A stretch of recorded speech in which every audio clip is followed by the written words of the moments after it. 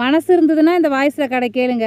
வணக்கம்க்கா, எனக்கு கல்யாணம் ஆகி 3 பிள்ளைங்க இருக்குக்கா. அம்மா அப்பா சின்ன வயசுலயே கல்யாணம் பண்ணி கொடுத்துட்டாங்கக்கா. அப்பா இல்ல, பிறந்து 1.5 வயசுல இறந்துட்டாரு. அம்மா சொந்தக்கார பையன் தானேன்னு சொல்லிட்டு படிச்சுட்டு இருக்கும்போதே சின்ன வயசுலயே கல்யாணம் பண்ணி கொடுத்துட்டாங்கக்கா. 3 பிள்ளைங்க புருஷ முள்ளையோட இருந்தாக்கா இருந்த கொஞ்ச நாள். இது சந்தேகம்க்கா, தேவையில்லாத வார்த்தை, ரொம்ப கொடுமைக்கா, சொல்லவே தெரியல.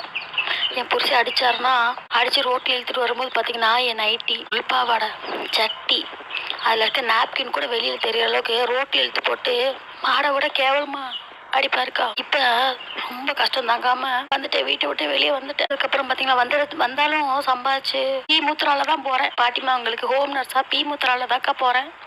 அதில் சம்பாதிச்சும் கொஞ்ச நாள் கொடுப்பேன். குடும்பம் நல்லா இருக்கட்டும், ஏதோ ஒரு வகையில் சேர்ந்துடலாம், நம்ம புருஷன் திரும்பி வாழ்ந்துருவோன்ட்டு. ஆனால் அதுக்கு வழியே இல்லை.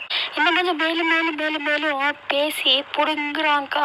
அதில் என் புருஷன் கட்டின பொண்டாட்டிக்கு உனக்கு ஒரு நாளைக்கு எவ்வளோ வேணும், ஒரு நைட்டுக்கு நீ வா அப்படின்னு என்னை கூப்பிடுறாரு. நான் ஏன் இதெல்லாம் சொல்கிறேன்னா, சொந்தக்காரன் தானே, நம்ம பிள்ளை நல்லா வச்சுப்பா அப்படின்னு எந்த தாய் தகப்பனும் கொடுக்காதீங்க. படிக்கட்டும், படித்து முடிச்சு ஒரு வேலையில் இருக்கட்டும்.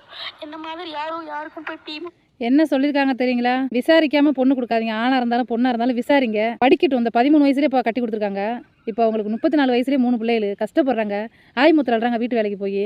அதுலேயும் அவ்வளோ சந்தேகம், பொண்டாட்டிக்கு ஒரு நைட்டுக்கு எவ்வளோன்னு கேட்பாராம். ஏன் தம்பி, சொந்தக்காரங்களுக்கு தானே கட்டி கொடுத்துருக்காங்க. அப்படியேப்பட்ட பொண்ணை போய் இப்படி கேட்டிருக்கே, தப்பான ஆளாக இருந்தால் வேற எவனா இழுத்துட்டு ஓடி இருக்க மாட்டா? அதுலேயும் அவன் செவப்பா அழகா கலராக இருக்கிறா. போய் ஆய் முத்தினாலி நேனியா ஒரு ஹவுஸ் கீப்பிங்க தானே வேலை பார்த்துட்டு இருக்கா. எவ்வளோ கஷ்டம். எப்படி வேணாலும் வாழலான்னு வாழ்றதுக்கு பேர் வாழ்க்கை இல்லை தம்பி. இதுதான் வாழணும் அப்படின்னு ஒரு வரைமுறையோட வாழணும். அதுதான் வாழ்க்கை.